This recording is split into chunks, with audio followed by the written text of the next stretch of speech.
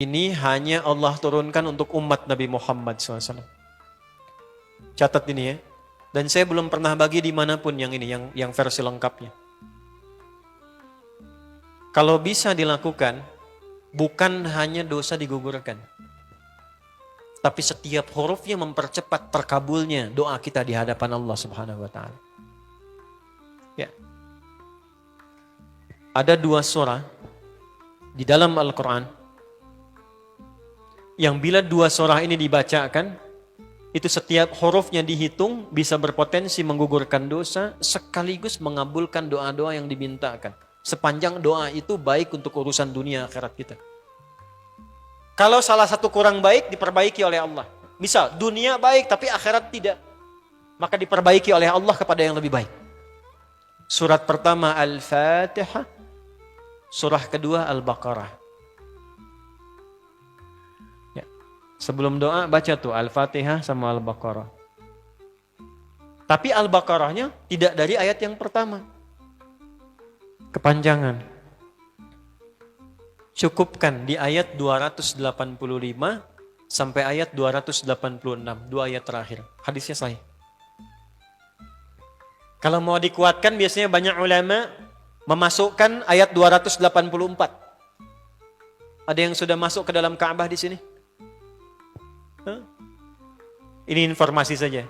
Dan 3 ayat ini, Al-Baqarah 284, 285, 286, itu ayat yang dituliskan di dinding Ka'bah.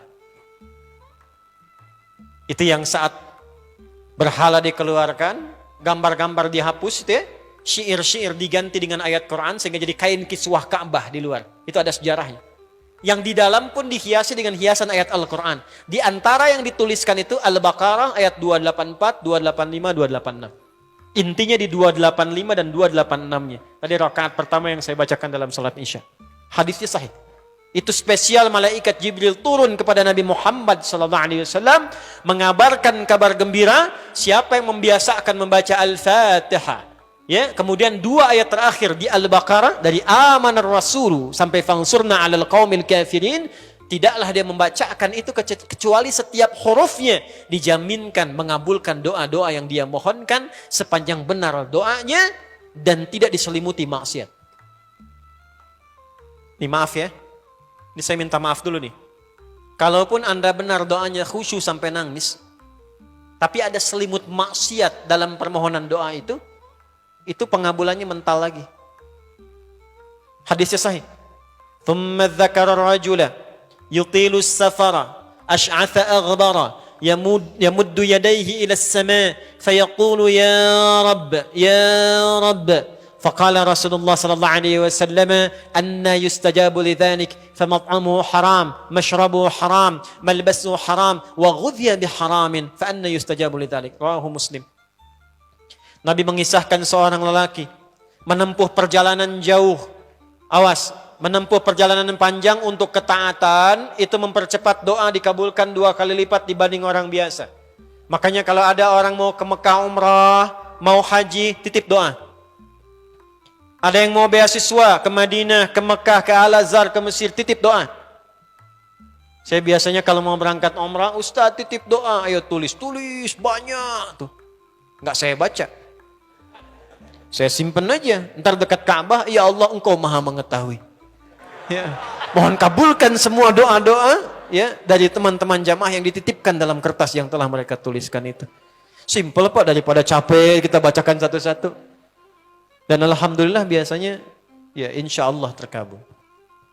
Insya Allah. Itu perjalanan jauh. Nah orang ini menempuh perjalanan untuk sekedar berdoa. Safar. Ya, safar yang baik. Kemudian yang kedua, yamuddu yadayhi ilas sama, dia mengangkat tangannya ke langit. Ini saya tidak bermaksud mengajarkan ya, cuma menunjukkan prakteknya begini nih. Ada yang bisa bantu saya nggak satu orang maju? Cepat.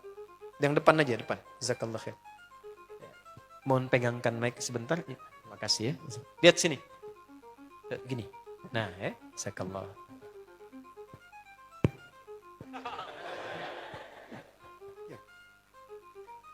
Nah, gini ya. Ini tangan, lihat, telapak 2 ya. Berdoa itu sesuai porsinya, dan ikuti caranya Nabi. Kalau doanya formal dalam sholat dan diikat dengan gerakan, jangan kreatif. Ikuti seperti Nabi yang contohkan. Misal dalam sholat, shollu kama ra'aitumuni usolli. Sholatlah seperti kalian melihat aku sholat. Nanti ada 3 posisi atau sampai 4 posisi dalam sholat yang mempercepat terkabulnya doa. Posisi puncaknya sujud. Hadisnya sahih. Inna ma aqrabal abdi min rabbihi wa huwa sajidun fa akthirud doa. Keadaan terdekat antara hamba dengan Rabbnya adalah saat sujud. Maka perbanyak doa saat sujud. Tangannya posisi sujud begini, menempel. Jadi nggak usah begini. Oke, begini. Nah ini di luar sholat. Di luar sholat, kalau berdoa tangan begini. Lihat baik-baik ya. Ini kitabnya agak banyak, bahasanya panjang. Saya berikan yang simpelnya saja ya. Baik. Ini kan teman-teman telapak yang kanan, yang kiri ya. Padukan begini. Ya. Lalu setiap Anda kan pasti punya garis yang kanan dengan garis yang kiri. Ada kan? Itu membentuk keseimbangan. Ini bukan ilmu otak-atik ya. Ini ada sanadnya nih. Pertemukan 2 garis itu sehingga seimbang tangan ini. Tuh. Ini masalah sederhana tapi poinnya penting sekali. Sudah? Cara yang pertama begini. Ini di luar salat dan bukan dalam posisi saat istisqa, saat minta hujan. Begini. Sudah? Pertemukan. Lalu letakkan sejajar dengan dada di sini. Ya. Jadi kalau dada itu ini posisinya, ini nahar di sini. Ini ada rongga dari bagian atas dengan perut, ada rongga kosong. Nah ini yang disebut dengan sodrun di sini. Ya, kalau kita meletakkan telapak tangan saat sholat begini, letaknya di sini. Yang ini perut, yang ini nahar. Doa itu di sini. Jelas? Semakin kita memohon dengan lebih sangat, naikkan sedikit begini. Sudah? Kalau istisqa minta hujan agak lebih tinggi ke atas. Nah ini cara mengangkat yang standar di sini untuk memohon. Jelas? Oke, jazakallah khair. Nah ini orang ini dia mengangkat tangannya. Jadi melakukan perjalanan jauh, mengangkat tangannya, ya muddu yadaihi ilas sama. Orang yang berdoa dengan mengangkat tangan itu dijawab doanya oleh Allah lewat keterangan Nabi SAW. Itu bisa kamakala 2 kali lebih cepat dibandingkan dengan orang yang tidak mengangkat tangan saat berdoa. Jadi Anda cuma sekedar doa dengan mengangkat begini, itu lebih cepat potensi dijawabnya dengan mengangkat doa. Ada seorang bertanya pada Nabi SAW, hadis sahih, ya Rasulullah, bagaimana pendapatmu dengan seseorang yang meminta kepada Allah dengan mengangkat tangan atau kamakala? Lalu Nabi mengonfirmasi, bertanya balik, bagaimana kalau ada seseorang memohon kepada Anda dengan mengangkat tangannya? Pak, tolong Pak, tolong Pak, tolong. Gitu kan? Di depan rumah Anda, 1 jam begitu Pak, tolong Pak. Kira-kira Anda beri atau tidak? Beri. Minimal kalau Anda nggak punya kemampuan, Anda referensikan atau beri sesuai kemampuan Anda kan? Angkat tangannya. Dia jawab, saya malu kalau nggak ngasih. Apa kata Nabi? Innallaha hayyun karimun. Allah itu lebih punya sifat peka untuk merasakan malu pada hambanya kalau dia tidak memberi ketika hambanya mengangkat kedua tangannya. Nah nanti ada beda-beda posisi saat khatib Jumat misalnya 1 begini untuk khatib. Makmum mengangkat 2 tangan. Yang ketiga dia mengatakan ya Rabb, ya Rabb. Asmaul Husna. Doa yang dibuka dengan Al-Asmaul Husna itu dijawab 2 kali lebih cepat dibandingkan dengan doa yang langsung dimohonkan kepada Allah. Itu perintah. Tahu Nabi Zakaria? Nabi Zakaria apa ujiannya? Diuji oleh Allah, hidup demikian lama sampai rambut memutih, fisiknya letih, istrinya divonis secara medis, maaf, monofos dan mandul. Kata medis gak mungkin punya keturunan. Maka beliau berdoa kepada Allah dan dalam doanya dimulai dengan Al-Asmaul Husna. Sebelum sampai ke doa itu di Ali Imran ayat 38 sampai 39, buka dulu Quran surah 17 Al-Isra ayat 110. Ini perintah langsung dari Allah. Qulidullah awidur rahman ayyamma tad'u falahul asmaul husna. Quran surah ke-7 ayat 180. Walillahil asma'ul husna fad'uhu biha. Fad'u biha. Qul Allah, kalau engkau punya masalah hambaku, dan tidak ada di dunia ini yang tidak punya masalah. Quran surah kedua ayat 155.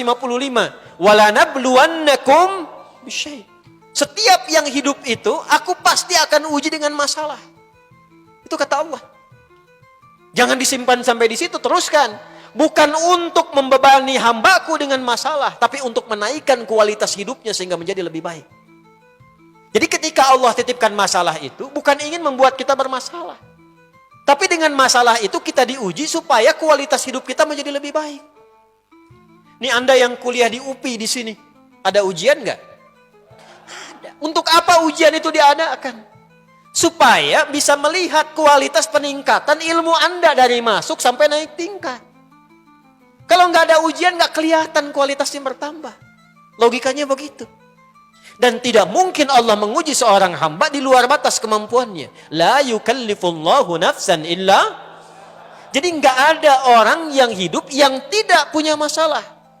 Karena rumusnya mengatakan hidup berbanding lurus dengan masalah. Yang hidup pasti punya masalah. Yang tidak ingin punya masalah, tidak ingin hidup.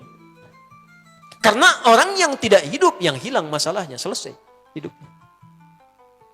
Baik. Siapa yang tidak ingin punya masalah? Angkat tangan. Baik. Siapa yang ingin punya masalah? Alhamdulillah. Baik. Yang lain wallahu a'lam. Nah, kulit Allah kalau sedang diuji masalah, kan yang ngasih siapa? Yang nitipkan siapa? Yang punya solusinya siapa? Kalau Anda tahu yang punya solusinya Allah, kenapa curhatnya bukan kepada Allah? Kan sudah dicontohkan di Quran. Kalau punya masalah, curhatin ke Allah. Quran surah 12 ayat 86. Sejak era Nabi Yakub. Masalah di rumah tangga. Anak bermasalah, curhatnya pada siapa? Allah. Innama ashku bathi wa khuzni ilallah. Aku tuh kalau punya masalah, sesedih apapun, curhatnya Allah. Bentangkan sajadahmu. Curhatkan dalam sujudmu. Tingkatkan takwamu. Wa may yattaqillaha yaj'al lahu makhraja.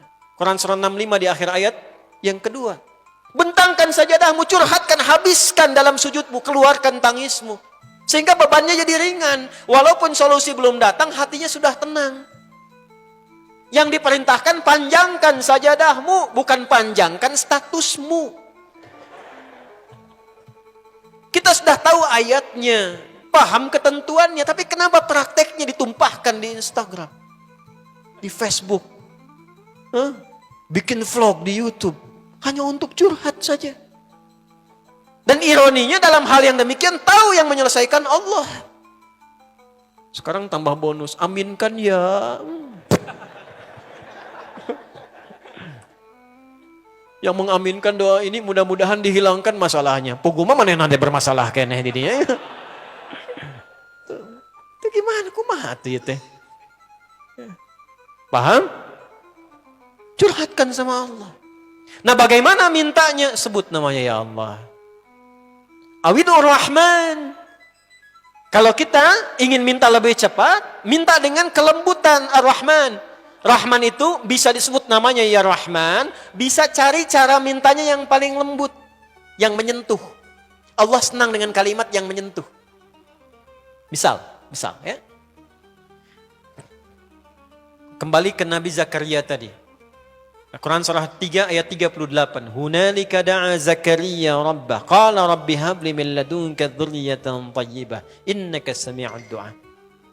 Ya Allah, hamba-hambamu itu telah menghukumi aku dan istriku tak akan mungkin punya keturunan. Sedangkan engkau yang maha pemberi tanpa punya batasan. Mereka mengatakan istriku punya keterbatasan. Maka aku memohon kepadamu yang pemberianmu tak ada batasan. Mohon ya Allah anugerahkan keturunan dari sisimu saja ketika mereka mengatakan tidak mungkin itu punya. Sungguh engkau yang maha mendengar doaku ya Allah. Perhatikan, kalau kepada yang maha mendengar saja tidak terkabulkan, mohon tunjukkan kepadaku saat ini dengan cara apa lagi dan kepada siapa lagi aku mesti memohon. Itu dalam banget. Ya Allah, Engkau perintahkan aku berikhtiar mencari kerja, aku lakukan. Engkau perintahkan mengeluarkan keringatku dengan cara yang halal, aku kerjakan ya Allah. Engkau perintahkan aku jauhi yang Engkau larang, aku lakukan ya Allah. Sekarang aku telah berikhtiar dari sejak keluar, aku telah menunaikan sholat subuh seperti yang Engkau maha mengetahuinya. Dan menjelang malam aku mengadukan bahkan di rumahmu ya Allah hanya untuk sesuap nasi bagi istri dan anakku dari yang halal itu. Aku telah melakukan apa yang Engkau perintahkan, aku hanya memohon apa yang telah Engkau janjikan. Kalau dengan semua ikhtiar yang aku kerjakan sampai detik aku bersujud di hadapanmu di rumahmu ini belum Kau kabulkan, mohon tunjukkan kepadaku di malam ini ya Allah, dengan cara apa lagi mesti aku memohon kepadamu.